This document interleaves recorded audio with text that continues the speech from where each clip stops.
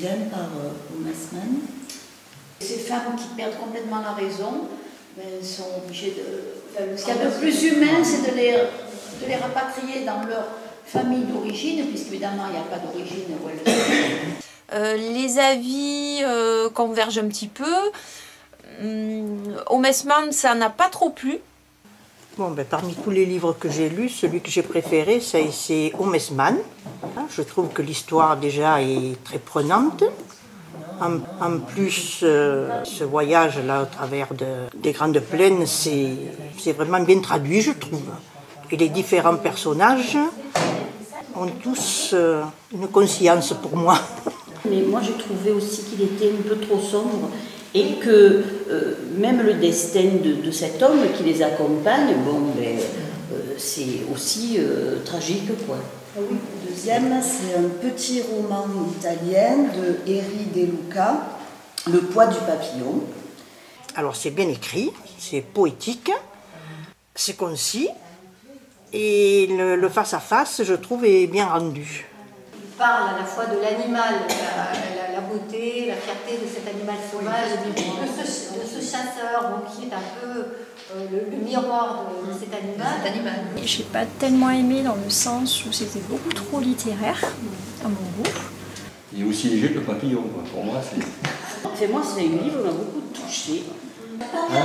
Non mais je pourrais le relire 10 fois, c'est pareil, je te citerai des exemples. Enfin, c'est pas le genre de littérature que j'aime, voilà. D'un léger coup, le dos roux et épais de leur père à tous. Non mais attends, tu tires un coup de feu, tous les chamois ils se carapatent. Il le chassa d'un léger mouvement pour l'enlever sans le toucher.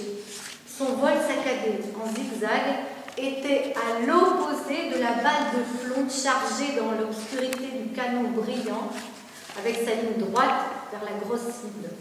Un papillon sur un fusil le tourne en demi-jour.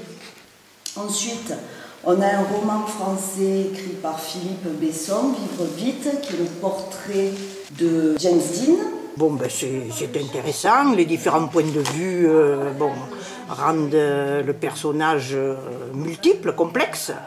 Le quatrième, c'est Une vie entre deux océans de Stedman. Il a été édité en 2013, il vient d'Australie. Elle arrosa encore un peu, puis tassa la terre au pied du buisson de romarin qu'elle avait planté récemment. « Et ne nous soumets pas à la tentation, mais délivre-nous du mal », murmura-t-elle. Je n'ai vu qu'une seule fois Une vie entre deux océans. Je voulais le prendre, mais bon, j'ai hésité. Finalement, je ne l'ai pas lu et je ne l'ai plus revu. Donc, j'irai le chercher à la bibliothèque. Enfin, car celui-ci, j'ai de très très bons échos. Il m'a beaucoup plu. L'histoire était jolie. Il me fait un petit peu triste. Je me suis attendue à autre chose. Mais bon, après, ça, c'est personnel. Voilà. Alors là aussi, j'ai vraiment bien aimé l'histoire. Simplement, ce que je lui reproche, c'est que je trouve que la fin, ça finit bien, tant mieux, mais c'est trop rapide. Ça fait un peu bâclé pour moi. Je l'ai beaucoup aimé, je l'ai un peu trouvé long au démarrage, mais par la suite on comprend pourquoi il y a autant de détails, autant d'explications. Et j'ai adoré la fin, très émouvante, et je le conseille à tout le monde. Bon, il y a l'atmosphère aussi trop mouillée, trop humide, trop bretonne peut-être, je ne sais pas trop. Mais non, j'ai pas accroché avec les personnages, je les trouve un peu mièvres. Mais ça fait du bien, quoi. Et la grosse question qu'on se pose souvent pour d'autres situations, qu'est-ce qu'on aurait fait à la place? Hein, parce que personne n'est coupable de rien là-dedans, tu vois. Le dernier, Le peintre d'éventail de Hubert Haddad. Ça se passe au Japon. Voilà. Alors ça, c'est comme le poids du papillon, un bijou. C'est un livre magnifique parce que c'est un livre sur la transmission. C'est un livre sur la trace qu'on laisse et sur la fragilité et sur l'éphémère parce que ce jardin extraordinaire va être détruit.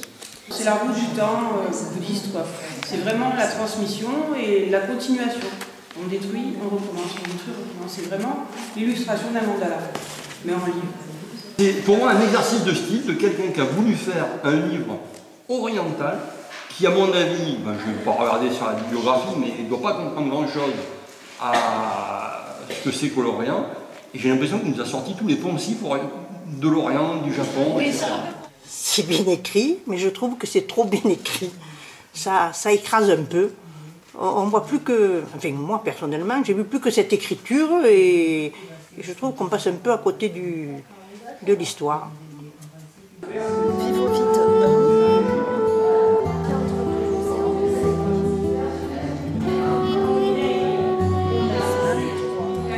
À l'issue du premier tour, donc. Une vie entre deux océans et Homme Haussmann, 74 points. Ex aequo, donc voilà. Le poids du papillon, 57. Le peintre d'éventail, 41. Vivre vite, 25. Qui vote pour Homme Haussmann? 8, 9, 10, 11. Une vie entre deux océans. On peut voter pour les deux? Ah non!